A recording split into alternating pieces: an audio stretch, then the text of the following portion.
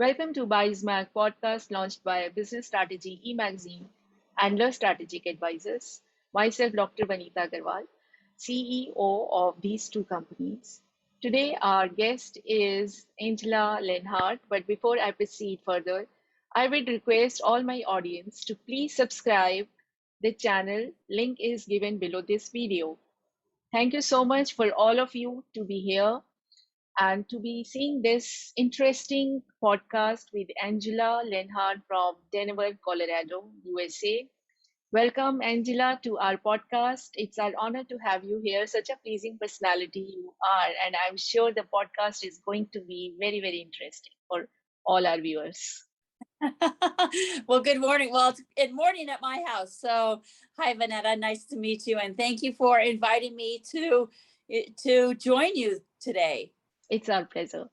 So, viewers, Angela is an intuitive life coach, motivational speaker, and best-selling author of two books, A Charmed Journey, which is an inspired guide to personal transformation, and is endorsed by the late Dr. Wayne Dyer, and Trigger the Wonder Horse, a true story of faith, healing, and miracles.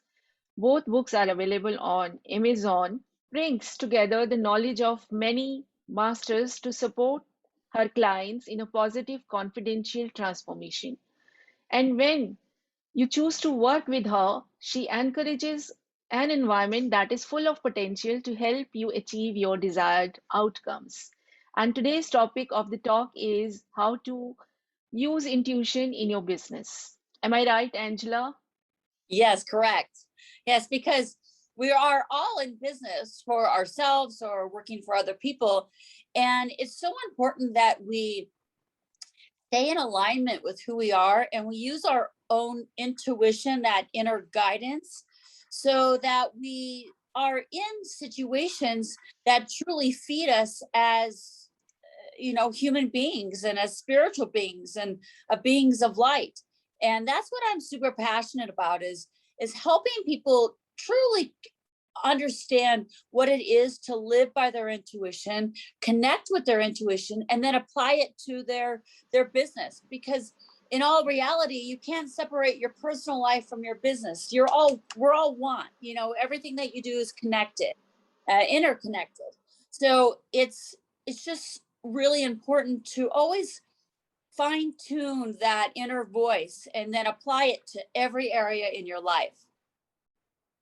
So would you bit explain it more? How does it is applicable in business and how to apply it? Because sometimes there is such a struggle between what is in the head and what is in the heart, and everything seems to be, intuition. So what do you mean by intuition and how to apply it?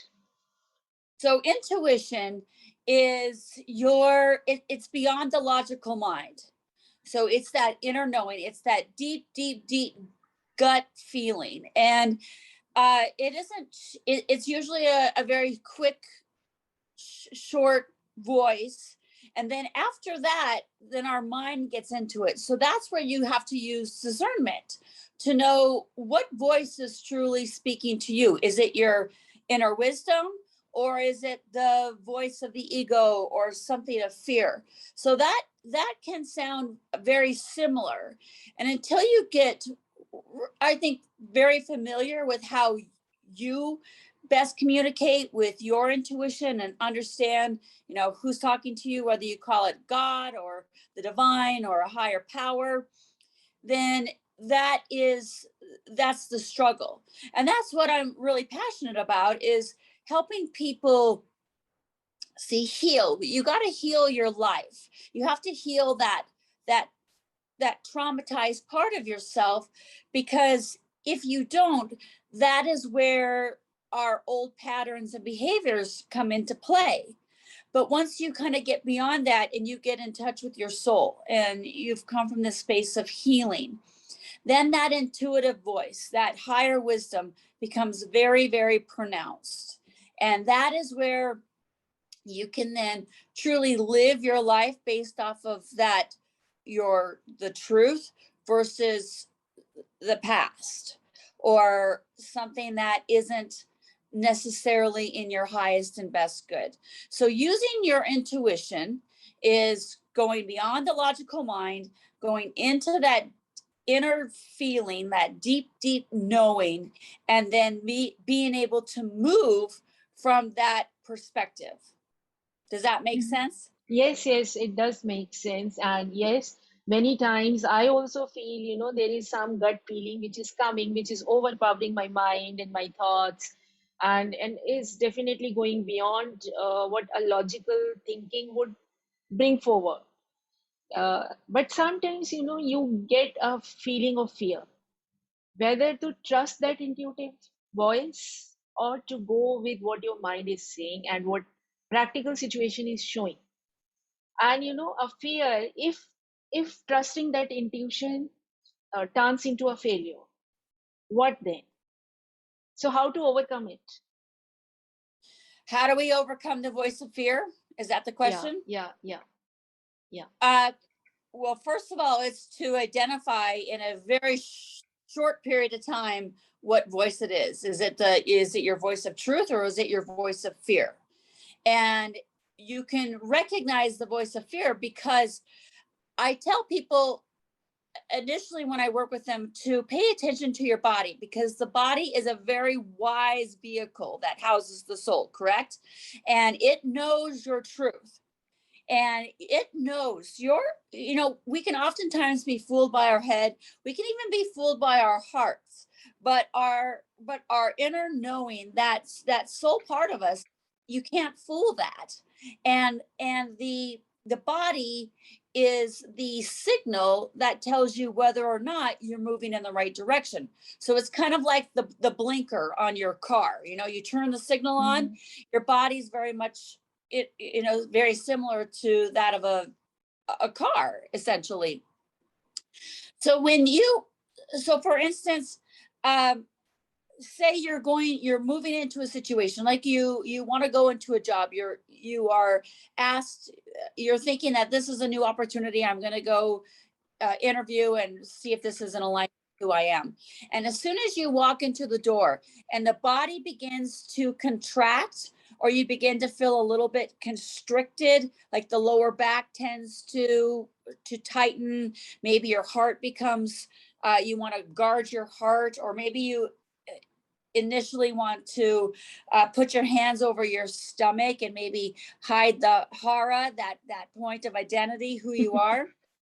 Right? That is indication. That is your first sign that you need to be really, really aware of what's happening in this world. So that's where you put on your extra eyes, that internal eyesight. You turn on the internal ear and you pay attention to what's going on around you, whether it's the people or environment or even Mother Nature. Mother Nature's very symbolic in how she delivers intuitive messages to you. So you become very observant and you pay attention to what's going on around you.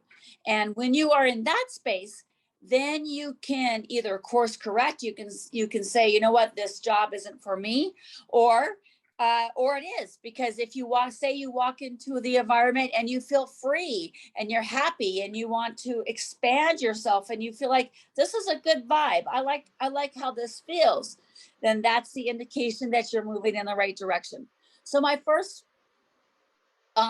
suggestion is to always pay attention to the body. What is the body saying to you? It rarely leads you in the wrong direction. Mm-hmm. And you have written two books. So would you like to tell our viewers about those books? Well, my first book, A Charm Journey, is my memoir. So it is a memoir about my life and the journey that I had to take to get to where I am today. So this is, I had come to a point in my journey where everything needed to change, from my relationships to how I was being, my health, and financially. And I really prayed about it. And I said, God, what do I need to do to change my life? And I was in this deep meditation slash dream state. And I was given words of advice on what I needed to do to change my world. And the first thing was be extremely grateful for what I have and where I am. The second thing was I had to take responsibility for my life and the role that I was playing in it. I couldn't play the victim and point my fingers. I had to take total responsibility of me and my energy and how I was showing up in this world. And then the third thing is really make amends with people. If there's any untethered ties out there or anything that didn't feel complete with me, I had to go back and I had to make sure that I felt some sort of completion in that cycle, because everything's in cycles. And then the fourth instruction was then I had to write a book about it. And I did. And I wrote a book. So it's my memoir. I have thrown my life out there. And it is my journey of leading a very spiritually guided life. I like to say that my God voice is very, very loud. That's why I do what I do today. So I can authentically sit here and say, you can do it too. Everyone has that ability to connect deep within their intuition, but it does take a willingness to move forward with that and to be able to stand firmly in your own, in what I believe is to be true, which I always, go beyond what I believe and go for what the higher power says is the truth. So that's how the first book came to fruition. And then the second book is about my horse. And I love a good, I'm all about miracles and creating miracles for yourself and helping other people do that as well. And I've owned he's 43. So I've owned him for more than half of his life, 20 plus years. And he really is my best friend. And he's taught me so much about life, our about the core values, our priorities, the things that help us build our character, which is trust and respect and discipline, all of these virtues that we tend to get away from. But at the end of the day, that is the foundation of who we truly are. So I wrote a book about his journey and him going through a health crisis. And I was exhausted. I was exhausted on every level. And I just began to pray about it. And Trigger needed a miraculous healing. And right as soon as I was going to have him euthanized, because it just seemed like that there wasn't any hope left, the vet was going to come out and euthanize him. And I leaned down and I whispered in his ear, "Are you ready to go meet God?" And he sits up and he looks at me and he uses all of his might and he runs away from me as fast as he possibly could. And that was 5 years ago. And since then we've traveled around giving our books away, going to schools and senior centers and in churches to share our message. Because when you give, you have to, when you receive, you have to give in life. It helps. It's part of the cycle. And you just can't be a taker and not ever give anything in return, because that isn't the way that the universe is set up. It is very much a give and receive. And since I have written my 2 books and they have been bestsellers, I've self-promoted it myself and it has spread worldwide. So it's pretty miraculous.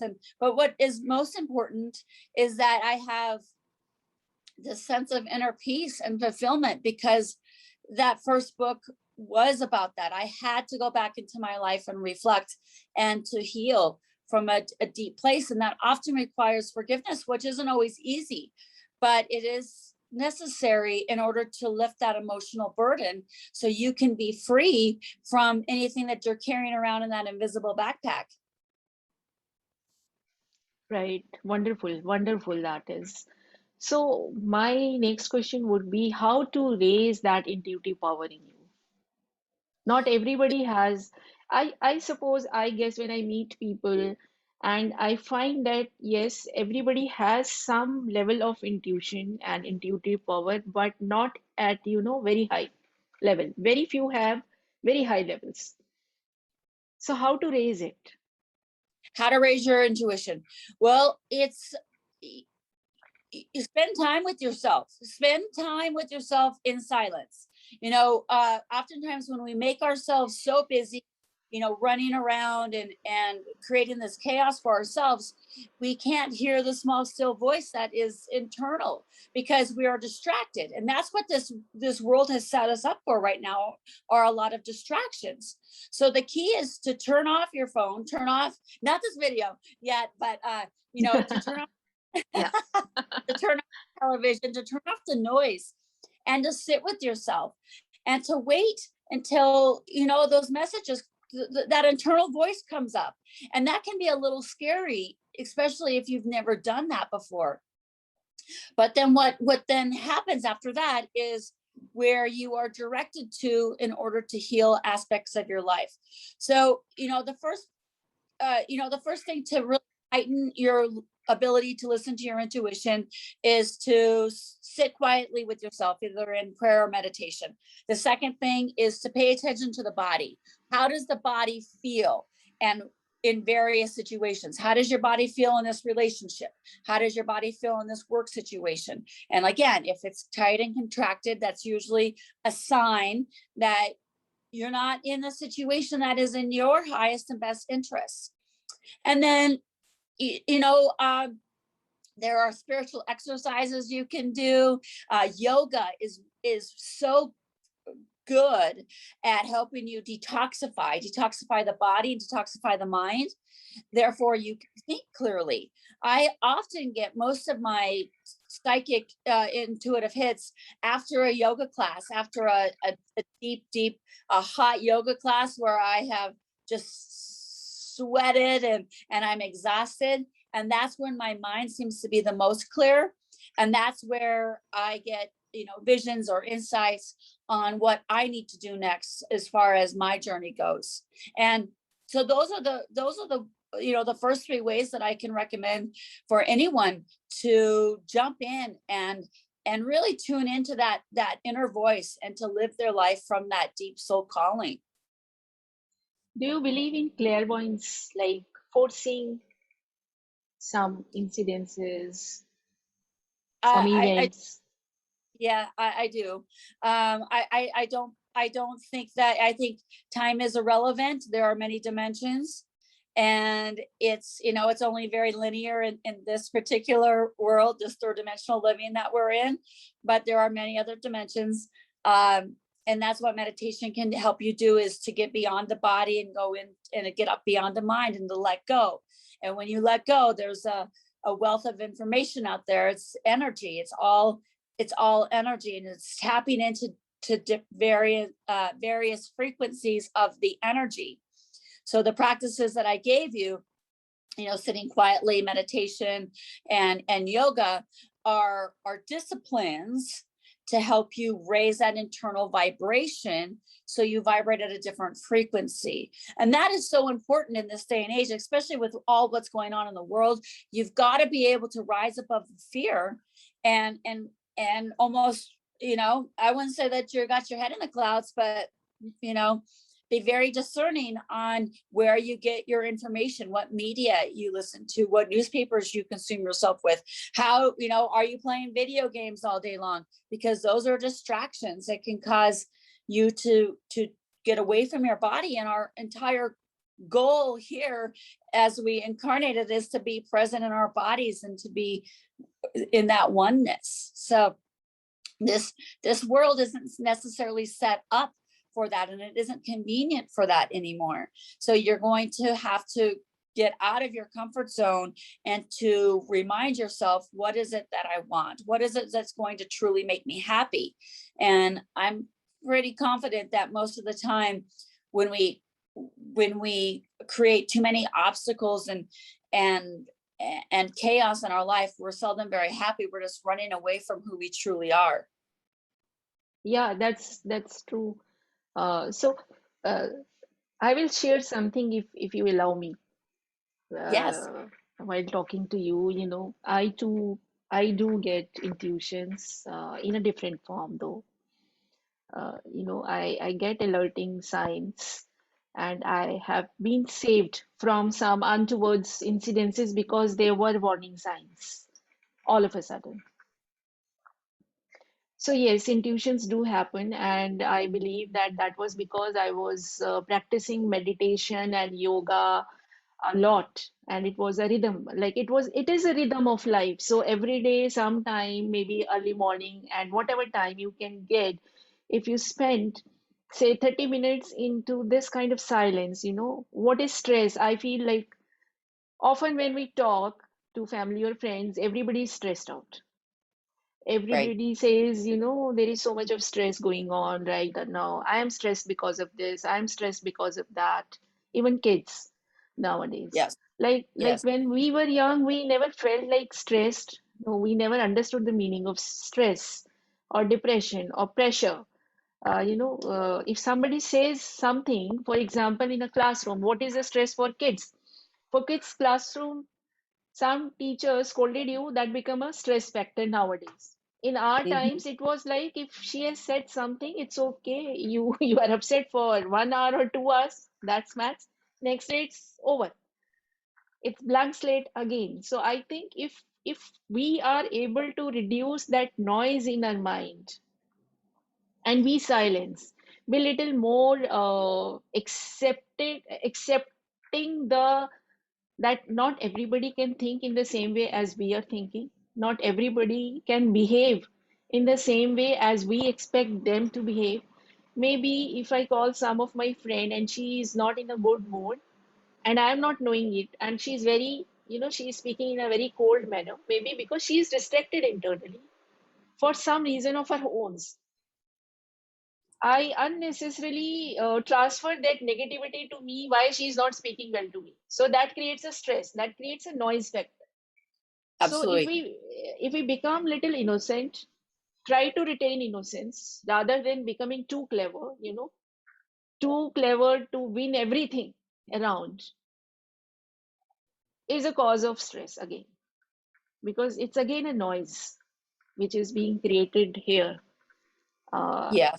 And yeah, a lot of people we can't control. I think a lot of our stress comes from when we try to yes, control life. And the reality is you can't control anything besides your own mind. You can't control the next person. You can't control your kids. You can't control, you can't. I mean, you could lock them in a room, I suppose, but the reality is you can't control somebody's mind. The only person you can control is yourself. And that's where the stress begins to become overwhelming, is because we want to control our partners, our animals, our this or that, the other. And the truth is we can't control ourselves. So we can't until you control. learn how to control your emotional state, and that's why healing is so important, then it's going to be pretty impossible to be happy, because you're always going to find a reason to be unhappy because you can't control the situations. And that is why letting go and letting what is, almost be the answer. There are situations where, yes, you have to step in. I believe in divine intervention. You have to, once in a while, there's a person that's going to come along and say, you've got to do this and this isn't okay, because those are morals. We all have morals that are written on our hearts. Whether or not we want to acknowledge it, that's another thing, but they are there. They are there. And Yeah, when you don't live according to those, that is where you become life becomes very difficult and distorted, and your sense of reality it isn't real. It's silliness, actually. um actually, yeah. And yeah. whenever I go through this kind of stress, when I'm obviously, I read somewhere recently that expectation is a source of depression. So Yeah. when you start expecting things to fall into certain line, and that's not happening. So we have to understand. I take care. I just remind myself of two factors. I never had a control on my birth. Did I? No. I am here. I am living. I am born. But Yeah. I don't know if I wanted it, that. Nobody knows, right? Right. I don't have a control on my death also, which is certain to happen after some point of time. So Right. cannot control the starting point and the end point, why do I want to control the flow in between? Because that is the job of the mind. The mind Yeah, wants to control. It's that illusion that we're born with, is that some way we can control what's going on around us, and the truth is we can't control. We were born, we have this journey, and none of us actually know when this journey's up. going to, It's yeah, it, that it is is true. what. So you And might let as well the, enjoy yeah, the journey. and let the life be little imperfect and enjoy that imperfectness. Yes. Yeah. And if And somebody is negative, if somebody is causing, stress, like for example, you may be in perfectly peaceful condition, you are living it the way you should, but the people around you are not letting you be happy, or down, putting pressures on you because they themselves are not understanding the concept of, easy living. Then in right. And that that case, just keep bound. your ears shut, mind shut, and Yes. understand that that person is not at your level yet. Right. It's acceptance, and it's accepting who they are, and it's being comfortable in your own skin. And then it boils down to boundaries. What are you going to allow into your world? What are you going to allow into your intimate space? I like to refer to the hula hoop theory.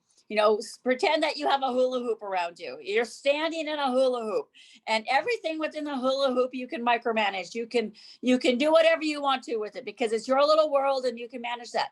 Everything outside of your hula hoop is none of your business. So, and if it is your business, I mean, if it has to do with your children, yes, it is your business. Or your animals, yes, it is your business. But generally speaking, you can't control other adults. So you're just driving yourself into this space of anxiety or depression, or deep traumas, or you're being triggered again because you're trying to, again, you're trying to control something, but you're not finding that you are overextending your boundaries. And maybe there are people that try to go into other people's space and try to control them, and you got to check yourself. You got to step back and go, you know what, that's none of my business. And they're on their own journey, they're going to live their own life. You can give them tools and set them up, but at the end of the day, you can't live their life for them. And I will share one more thing here, though it is all about you, but I'm just enjoying this conversation. Yes. This very fact, when I became first time mother, what I found, an inborn child, yeah, after 3 or 4 months, you start changing your eating habits.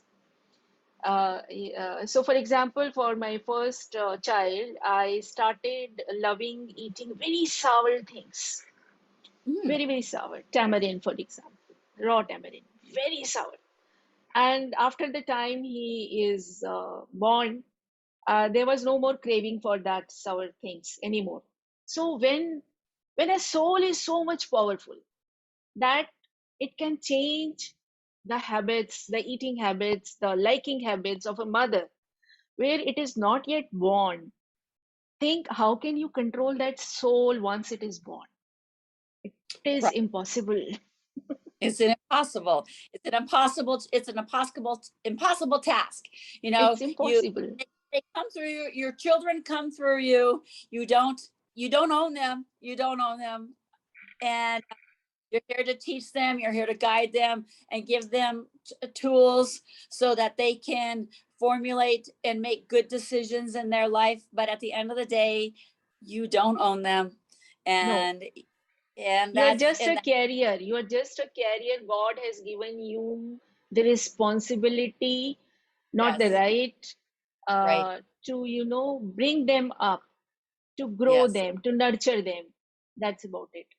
That's your responsibility, is to nurture them and to provide. I'm a big, if you choose to have responsibilities such as children or animals, your duty is to provide for them, because they can't do it on their own. So at Yes. least show up and be the best version that you possibly can. And that might also require that you have to do a little internal work on yourself, so you can show up for the ones that are dependent on you. And that's where I grew up in Montana, so I have those very deep roots Memory. of Mm. farm life and taking care of those that love you, and in return do the same for them. And that's just where we are now. And, as far as the world goes, is showing up for people now, and extending love, and also being that pillar of strength when they need it the most. And having kids and animals that are helpless, essentially, that they can't go out and get their own food, or making, at a certain age they can't, then you're going to have to be able to provide, because you've made that choice. And life is full of choices, and one choice that you make can change the trajectory of your life. And that is what I want to just share, is like, every little choice that you make is based off a thought that you have. And if you have continuous toxic or negative thoughts that are running through your mind, generally you're going to go down, you're going to pursue that type of journey, because that is the energy that you are emanating. If you come from an optimistic, positive place, and you can learn how to control the mind and understand why you do what you do, then you will generally attract positive experiences and people that will help you. So again, that goes back to choice, and knowing that we do have free choice and free will. So you have to make good choices. Thank you so much, Angela. It was really interesting and enriching talking to you. Yes, Uh, thank you